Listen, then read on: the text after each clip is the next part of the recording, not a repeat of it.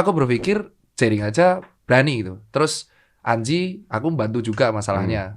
Dan akhirnya aku berada pada kita sisi. tahu lah masalah Anji. Iya, nanti celah gitu. Di lapangan aku pikir aku dilempar jadi tameng, suruh edukasi ini sampai jebot aku kayak gini terus.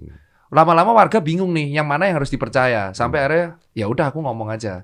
Satu, aku mengatakan bahwa freedom of speech, kalau misal ada orang tersinggung, orang bisa melaporkan ke polisi, penjara akan penuh karena orang tersinggungan, bos. Loh, nggak usah lu ngomong, Pak Yasona aja ngomong di depan gua bahwa penjara udah kepenuhan kok. Nah, maksudnya akan ada kasus yang lebih lain yang menurutku lebih urgent untuk dibahas. Bukannya harusnya itu sekarang sudah ada aturan ini ya, kalau belum ada ikrah belum boleh ditangkap orang. Iya, itu kan dia ditahan.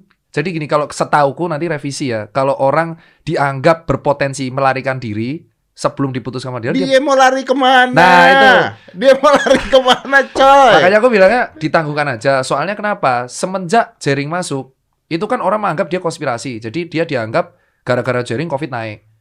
Dia ditangkap, COVID juga naik. Iya. Gak ada kaitan deh. Terus lu marah-marah. Tuh, jaring ditangkap, COVID malah naik. Gue ingat tuh. Terus kayak kok malah, tapi kegiatannya dia yang bagi pangan hilang.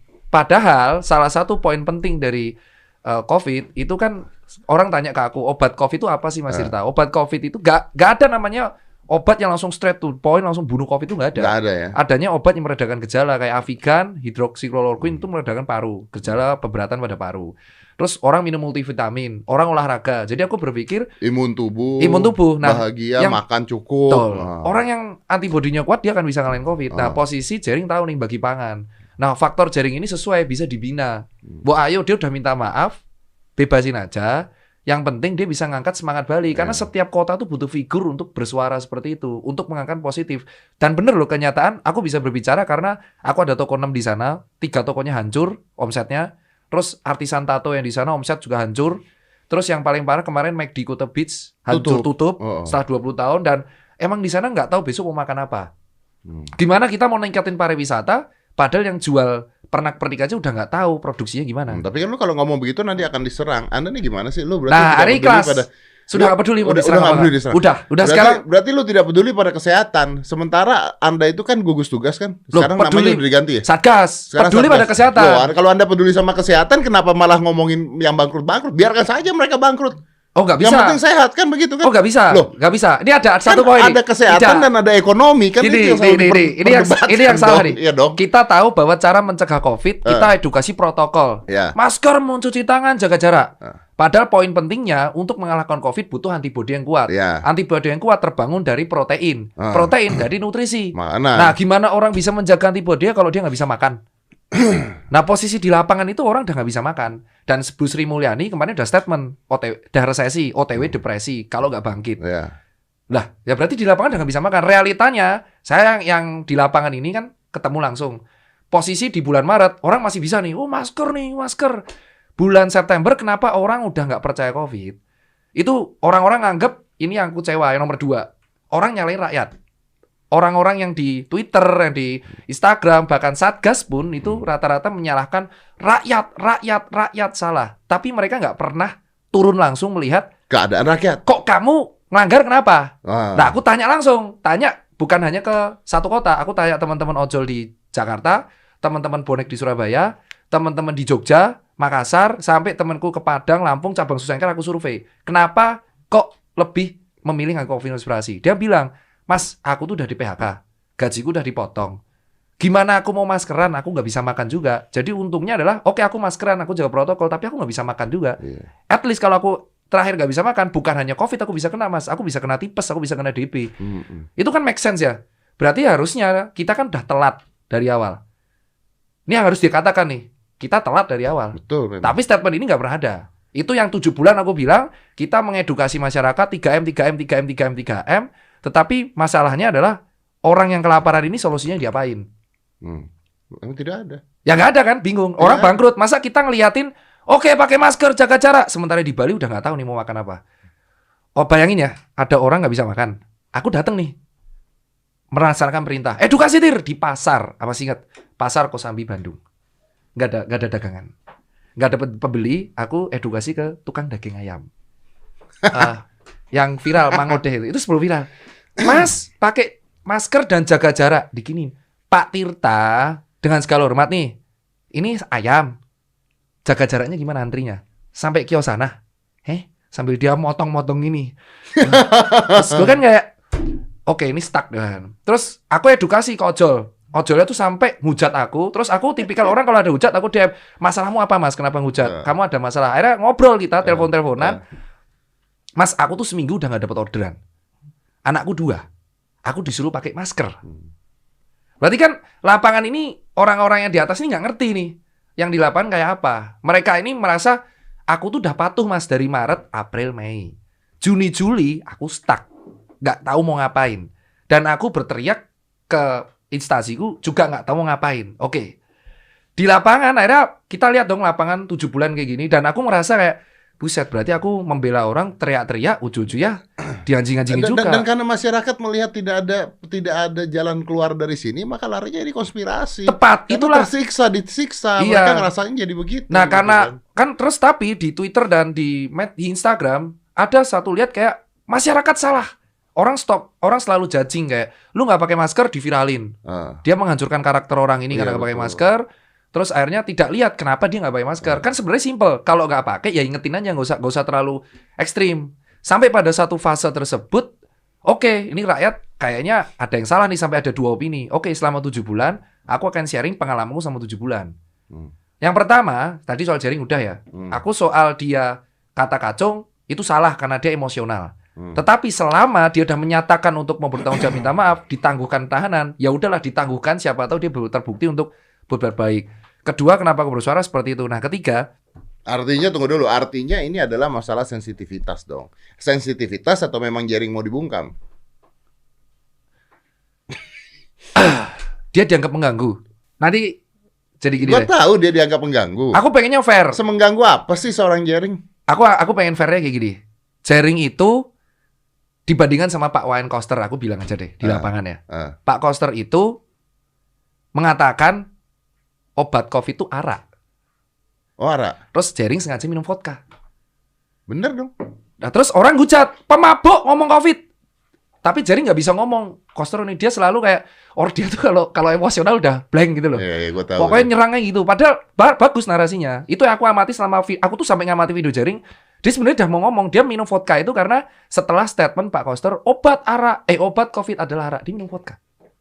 Bener. Terus kedua, kenapa saya copot masker? Kamu cek, Pak Koster emang pernah kalau di tempat publik masker aja di dagu, gue disalahin, kenapa Pak Koster gak disalahin? Dia hanya menuntut keadilan. Tapi caranya penyampaiannya sublimifikasi. Jadi kalau tokoh boleh, kenapa gue enggak? Ya. Itu yang dia sampaikan. Tapi masyarakat nganggapnya goblok lu musisi lah. Itu yang salah. Nah yang paling fatal adalah soal rapid. Rapid itu dari Maret dokter udah nggak setuju. Gua kemarin baru posting di Instagram, lu lihat nggak? Tahu, ya itu kan aku repost juga. Yang gue bilang ini gimana nih? Itu sehari setelah live gue lagi yang pakai rapid. Pansos lu ya? Yoi. Gila, gue nggak tahu jadi pulang hancur badan. Nah gue lihat berita. Wah, rapid apa dibilang? Apa sih? Apa? Rapid dianggap false. Itu sebenarnya bukan palsu, tapi namanya false positif. Tapi tulisannya palsu. Itu Kompas. Kompas loh. Kompas. Oh, jadi Kompas ini juga nggak valid gitu maksud Anda? Ya, kayaknya dia salah persepsi. Itu maksudnya false. Saya kan berdasarkan Kompas, pokoknya kan media yang sudah valid dong. Oke lah, pokoknya intinya sensitivitas, spesifititasnya rendah. Jadi si rapid ini, jadi kita lihatlah narasi ya. Jadi jaring kalau emang disalahin karena konspirasi, aku juga minta keadilan. Pejabat yang di Bali yang nggak pakai masker dan edukasi pakai masker tapi nyatanya nggak pakai dan juga malah ngeluarin statement arak Bali obat COVID, itu juga harusnya kena tegur. Kena tegur. Ya tapi kenapa jaringnya dibui doang? Ya, kan jaring dibuinya gara-gara ngomongin ID. Apa yang kacung? Iya dong. Lah, lu juga dong. Ya kan organisasi bukan saya. Oh iya. Ini kan hak pribadi. Oh iya. Boleh kan? Boleh. Menang gue debat. Yes. Nah makanya kalau gue bilang yang soal kacung, jaring ini kasusnya cuma 2, kacung sama yang bubarkan. Nah kan ini dia ditahan karena dianggap bisa potensi kabur. Tuh. Hasil rapid test positif maupun negatif itu semua. Nah ini kita bahas ya. Semua palsu kayak. Semua palsu. Ya, ini Kompas ya. Mana tuh? Ini tak terangin. Tia, mana alat kita sini Tia? Itu. Coba di highlight itu kata-kata itu pakai remote control kita yang bagus itu bisa nggak? Coba nih ya. Dulu tolong teman-teman, ini dulu sebelum 10 juta subscriber yang gak ada gede TV. Itu Tia, yang dulu nggak ada TV. Ya memang dulu nggak ada TV. Kita memang ya inilah abis bayar pajak mendingan buat beli TV kan. Dibahas lagi, gue juga rapid test positif maupun negatif. Kok bisa gini semua palsu, stop. Anda baca tuh. Ya oke. Ini Kompas yang ngomong. Iya tak terakhir. Kompas terus. Iya. Dan alat ini bukan rekomendasi. Lanjut dong. Nah, ID. Nah, stop di sana. Kompas.com rekomendasi ID. Artinya ID tidak setuju dengan rapid test. Ini dari Maret. Artinya Jering pada saat ngomong bener. Tolak rapid test bener. Dan aku nggak nyalain. Kalau gitu gue mau di rapid test gue tolak boleh.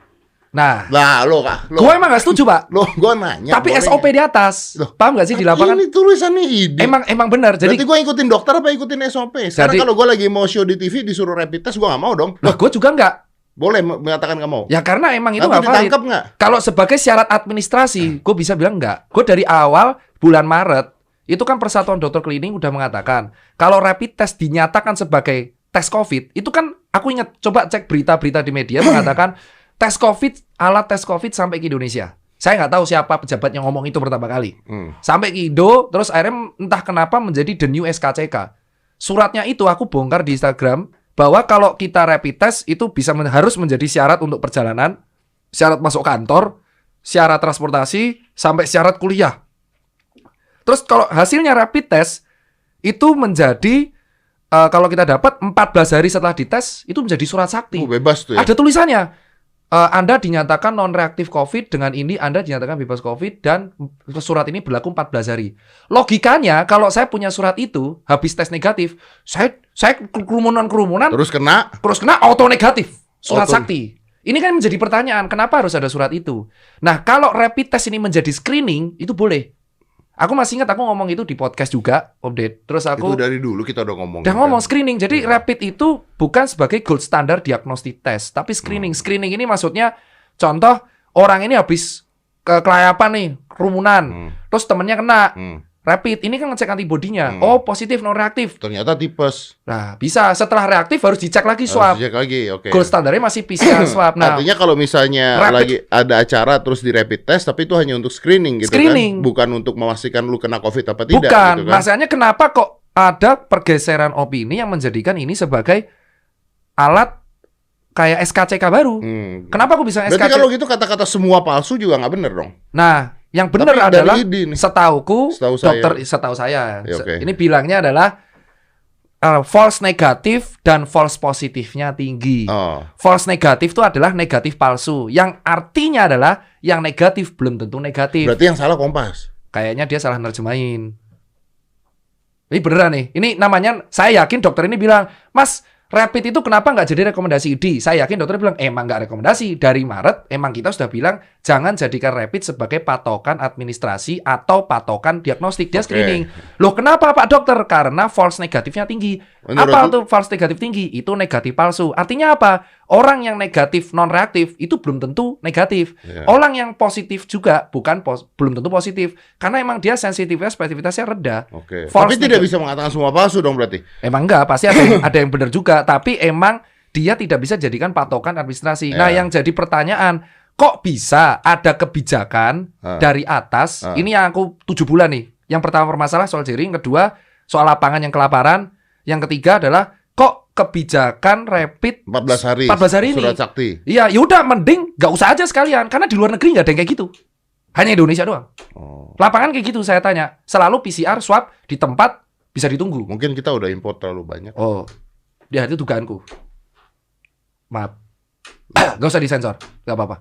Loh, itu beneran kan karena ya kemungkinan keblondrok tuh kayak kita udah order banyak, ternyata habisin.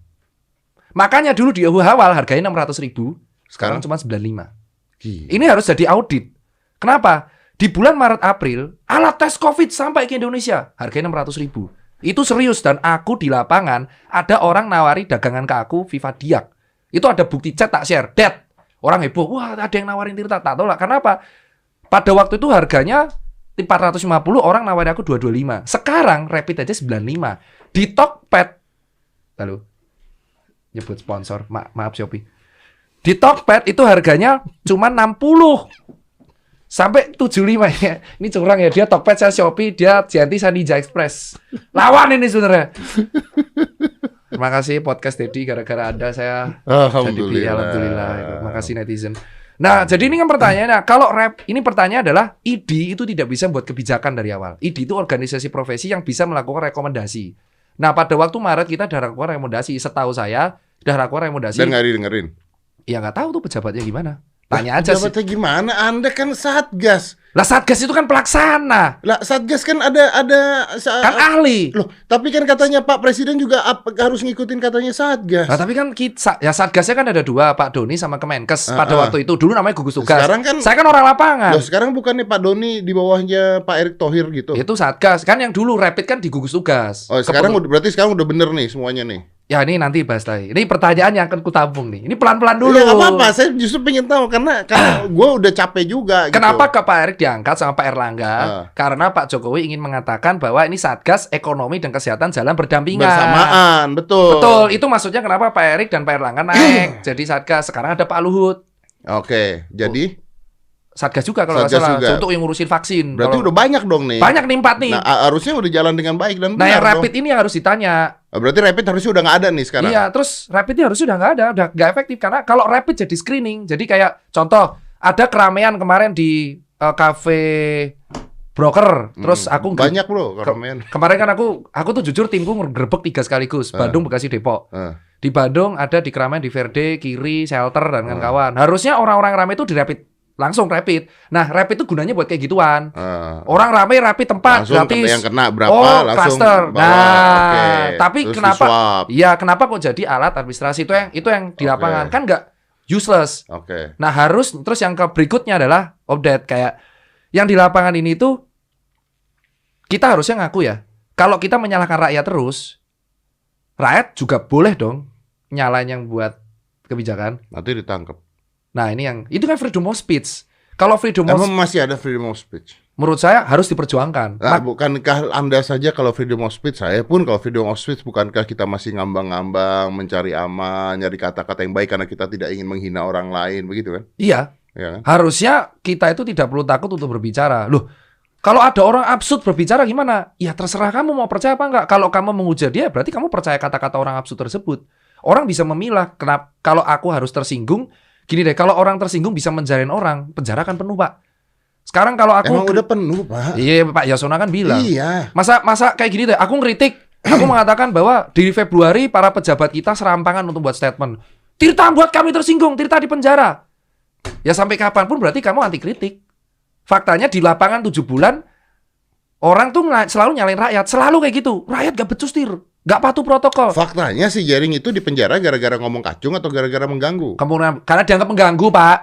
Sudah saya bilang, karena dianggap mengganggu kestabilitasan di Bali.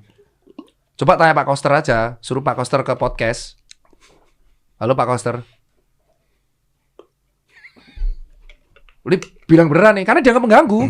Dan itu emang pembicaraan di lapangan. Jering ganggu banget, Tir. Jering ganggu. Ya aku kan aku tuh dulu udah diminta untuk membujuk Jering. Tapi memang mengganggu kan? Kalau bagiku ya sebagai pada diskusi pro dan kontra itu kayak di medsos, dia aslinya baik.